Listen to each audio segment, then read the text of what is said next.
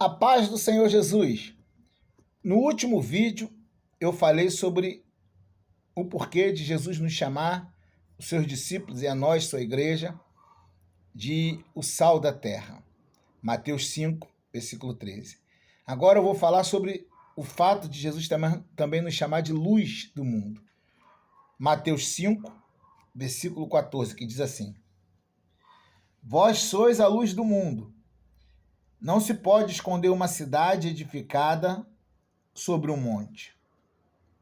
Aí no versículo 16, Jesus diz: Assim resplandeça a vossa luz diante dos homens, para que vejam as vossas boas obras e glorifiquem o vosso Pai que está nos céus. Em outra passagem, o próprio Senhor Jesus falou assim: Eu sou a luz do mundo. Aquele que me segue não andará em trevas. E agora Jesus muda, ele diz: Vós sois a luz do mundo. A diferença de Jesus para os seus discípulos e para nós é que Jesus tem luz própria.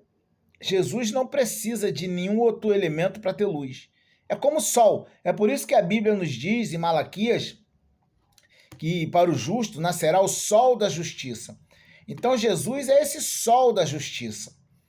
Então Jesus ele tem vida própria, tem luz própria, ele não precisa de ninguém para brilhar. Mas quando ele diz para a sua igreja, vós sois a luz do mundo, nós não temos luz própria. Nós temos uma luz secundária, que ela existe a partir de algo. No tempo de Jesus não existia eletricidade. Então as casas e as ruas eram iluminadas por lamparinas, por tochas. E o elemento principal que produz luz é o fogo. Então nós não temos essa luz própria como Jesus tem.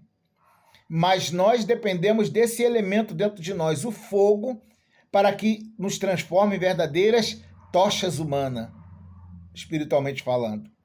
Mas que fogo é esse? O que é o fogo que a gente necessita ter dentro de nós para que gere luz? Lembra do que o salmista falou? Lâmpada para os meus pés é a tua palavra. E o quê? Luz para o meu caminho. O profeta Jeremias, no capítulo 23, versículo 29, Deus fala assim: Não é a minha palavra como fogo e como martelo que esmiuça a penha? Então esse fogo que nós precisamos é a palavra, ela é o fogo que ilumina, ela é o fogo que tem que arder dentro de nós. Então nós temos que preservar dentro de nós a palavra verdadeira.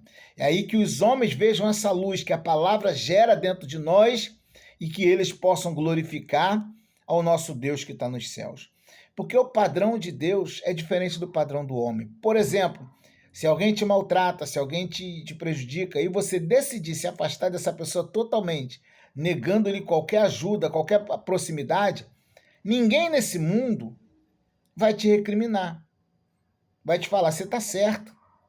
Mas quando nós vamos para o padrão de Deus, Deus manda a gente fazer bem a quem nos fez mal, tratar bem a quem nos aborreceu, pagar o mal com o bem.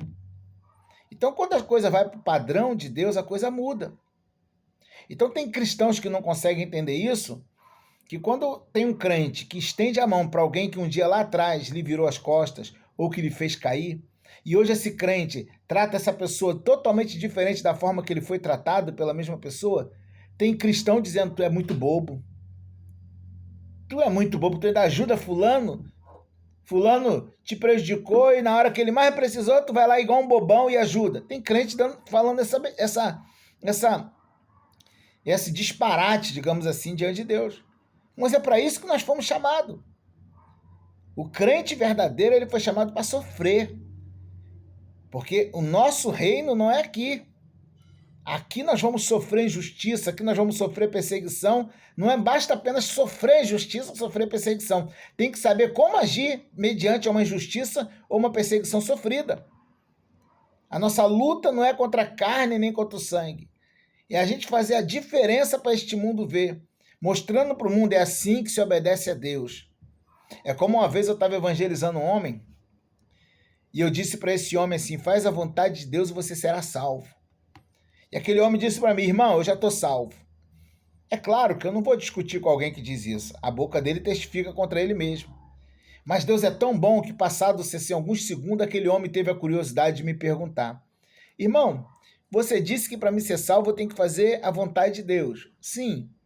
Qual é a vontade de Deus, irmão? É claro que eu estou 23 anos na igreja, ainda estou aprendendo. É claro que não tem como passar para uma pessoa de uma única vez, numa dosagem só, o que é a vontade de Deus na vida do homem. Isso é gradativo. Né? Com a nossa busca, a gente vai aprendendo, vai conhecendo e vai crescendo. Mas na hora Deus colocou só uma coisa no meu coração para dizer para aquele homem: ama teu inimigo. Aquele homem olhou para mim e falou assim: como é que é, irmão? Se alguém me faz o mal e eu tiver a oportunidade de fazer o bem para essa pessoa, Deus está mandando eu amar essa pessoa? Eu tratar ela diferente de como ela me tratou? Eu falei: justamente. E aquele homem falou: irmão, então eu vou para o inferno. Não dá para mim fazer isso. Aí eu falei: tá vendo? Alguns instantes atrás você disse que estava salvo. Mas quando você começou a conhecer a palavra de Deus, você mesmo com a tua boca testificou que se você não mudar, você não terá salvação. Então, isso é ser luz do mundo. É agir diferente. É agir direcionado pela palavra de Deus. A palavra de Deus nos ensina tudo. Nos ensina como ser pai, como ser filho, como ser esposo ou esposa. Nos ensina como ser patrão, como ser funcionário. A Bíblia nos ensina como ser cidadão. A Bíblia nos ensina tudo. Então seja a luz deste mundo, guardando dentro do teu coração a palavra do Senhor. Como diz o salmista também no Salmo 19, versículo 11. Escondi a tua palavra em meu coração para não pecar contra ti. Guarda no teu coração a palavra, até porque Provérbios 4, 23 diz: sobre tudo que se deve guardar, guarda o teu coração, porque dele procede a saída da vida. Então que tuas atitudes, tuas palavras, o teu modo de vida seja direcionado pela palavra de Deus, esse fogo maravilhoso que consome o mal, e aí sim nós teremos luz deste mundo. Deus te abençoe.